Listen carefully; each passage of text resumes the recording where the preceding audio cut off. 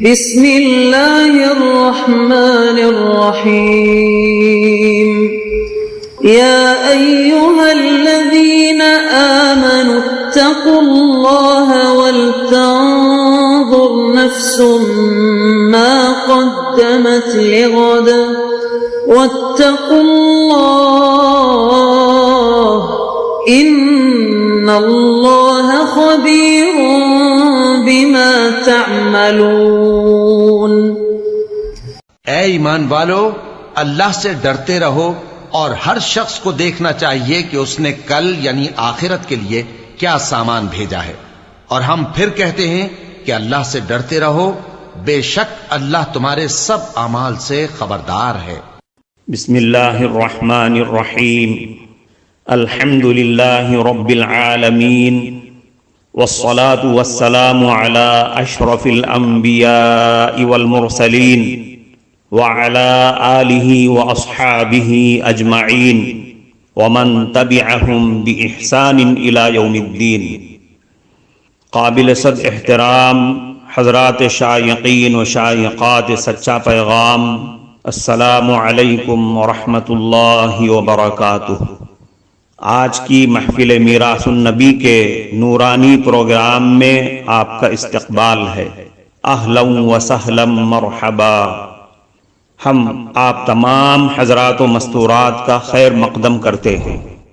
محترم حضرات و خواتین، تعلیم کا آغاز ہو رہا ہے۔ سب سے پہلے آداب تعلیم کا لحاظ کرتے ہوئے تعلیم کی طرف متوجہ ہو جائیں۔ پورے دھیان سے سننا، عمل کی نیت سے سننا اور تبلیغ کی نیت سے سننا، یعنی سنی ہوئی باتیں دوسروں تک پہنچانے کے جذبے سے سننا۔ چند خاص آداب تعلیم ہیں، امید ہے کہ آپ حضرات ان آداب کا ضرور خیال رکھیں گے۔ جزاکم اللہ۔ بسم اللہ الرحمن الرحیم۔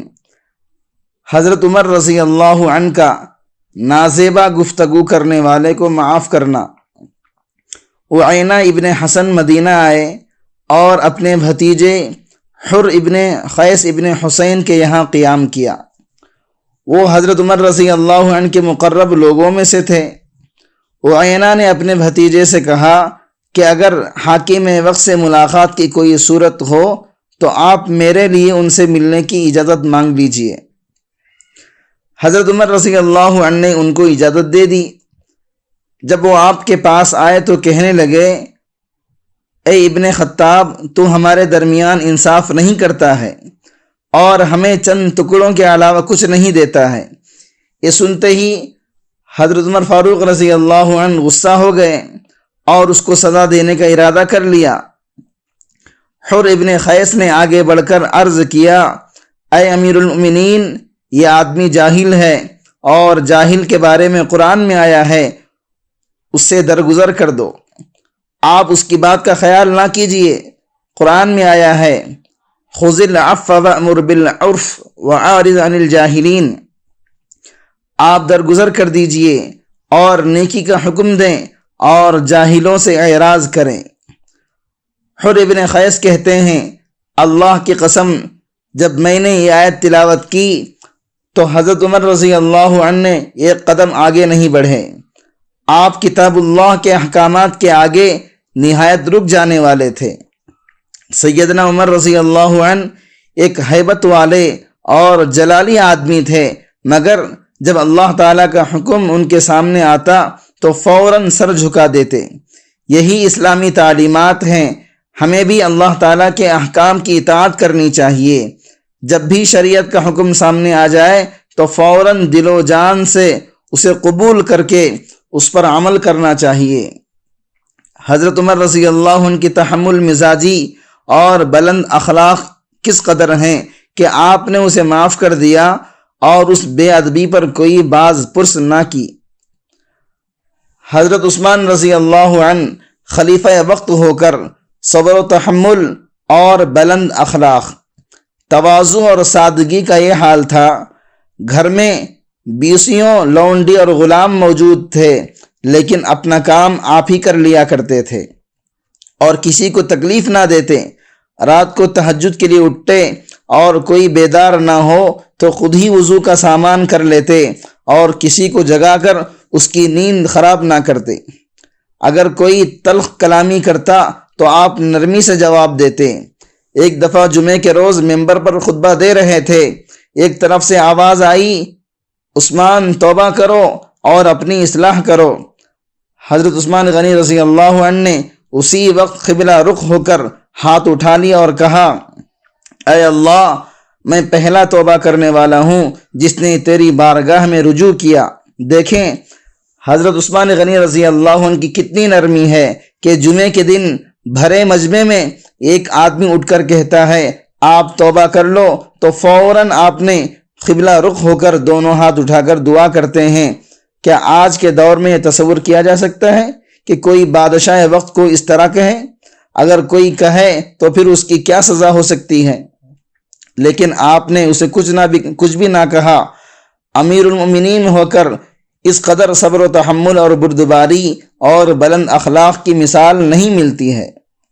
محترم ناظرین کرام، اس دینی اور ایمانی بیان کو سننے کے دوران ہی اس کو لائک کر دیجئے اور شیئر بھی کر دیجئے تاکہ دوسرے بھی اس سے فائدہ اٹھا سکیں۔ اللہ آپ کو جزائے خیر عطا فرمائے۔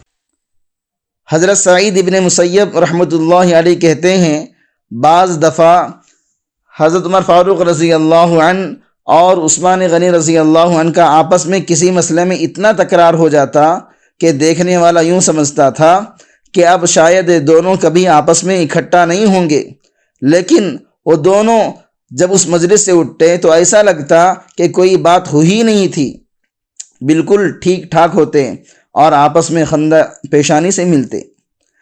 حضرت صحابہ کا آپس میں اختلاف کوئی ذاتی غرض سے نہیں ہوتا تھا بلکہ دین کے کسی مسئلے میں ہو جاتا، اور دو بندوں کے درمیان اختلاف ہونا فطری بات ہے، لیکن دیکھیے کہ ان کے اچھے اخلاق کے رات بھر کسی مسئلے کے بارے میں اختلاف ہو اور صبح کو باہمی محبت اور معودت۔ ہمارے بھی کسی سے اختلاف ہو جائے تو فوراً صحابہ کی سنت پر عمل کرنا چاہیے اور اپنے بھائی سے حسن اخلاق سے پیش آ جانا چاہیے۔ معاف کرنا اور اس میں خود آگے بڑھ کر پیش رفت کرنا اللہ اور اس کے رسول کو بے حد پسند ہے۔ جھگڑے اور اختلاف کو طول دینا نہیں چاہیے بلکہ جتنا جلد ہو سکے درگزر کر کے صلح کرنی چاہیے۔ حضرت عثمان غنی رضی اللہ عنہ کا غلام کے سامنے اپنے آپ کو بدلے کے لیے پیش کرنا۔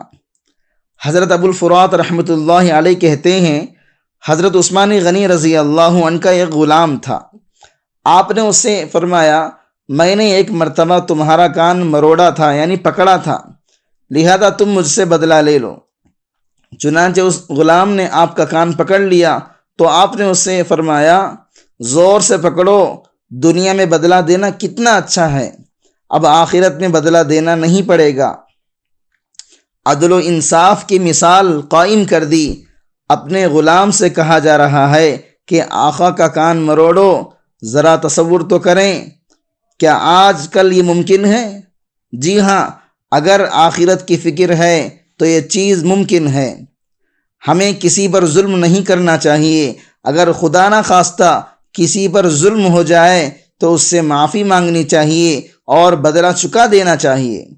دنیا ہی میں معافی تلافی کر لینی چاہیے، ورنہ آخرت کی سزا بہت سخت سزا ہے، خصوصاً حقوق العباد کا معاملہ تو اور بھی زیادہ نازک ہے۔ حضرت عثمان غنی رضی اللہ عنہ نے 50,000 درہم کا قرضہ معاف کر دیا۔ ایک مرتبہ حضرت طلحہ ابن عبید اللہ رضی اللہ عنہ حضرت عثمان غنی رضی اللہ عنہ کے 50,000 کی رقم کے مقروض تھے۔ ایک دن جب حضرت عثمان غنی رضی اللہ عنہ مسجد سے نکل رہے تھے تو حضرت طلحہ ابن عبید اللہ رضی اللہ عنہ نے ان سے کہا، میں نے مال کا بندوبست کر لیا، آپ اپنی رقم لے لیجئے۔ حضرت عثمان غنی رضی اللہ عنہ نے فرمایا، اے ابو محمد، یہ رقم میں نے تم کو دے دی ہے، اپنی ضرورت پر خرچ کر لو۔ حضرت طلحہ ابن عبید اللہ رضی اللہ عنہ نے ادا کرنے کے لیے رقم لے کر آئے، لیکن یہ حضرت عثمان غنی رضی اللہ عنہ کی سخاوت اور بلند اخلاق ہیں کہ انہوں نے تمام قرضہ معاف کر دیا، اور رقم بھی کوئی معمولی رقم نہیں تھی بلکہ 50,000 درہم کی تھی۔ حضرت عثمان غنی رضی اللہ عنہ کے معاملات میں بلند پایہ اخلاق۔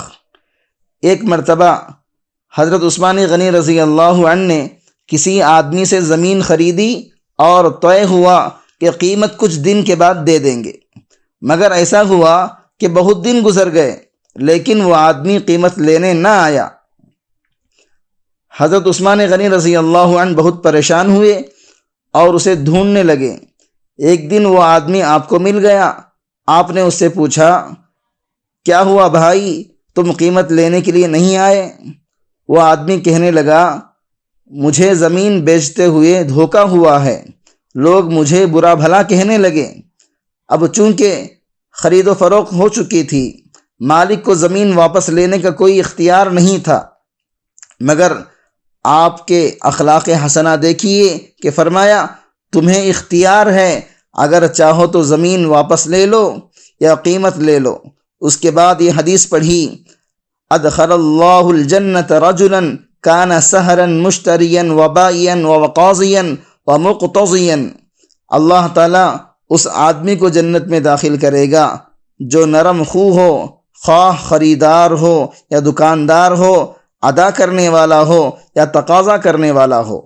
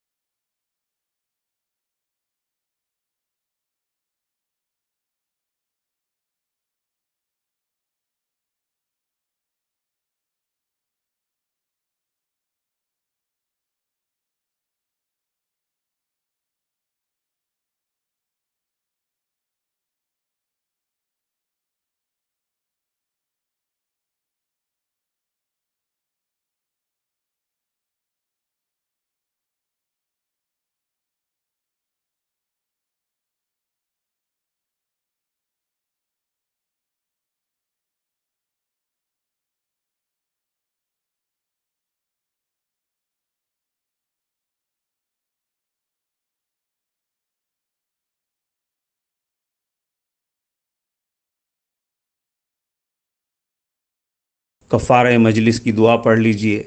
سبحانک اللہم و بحمدک، اشہد ان لا الہ الا انت، استغفرک و اتوب الیک۔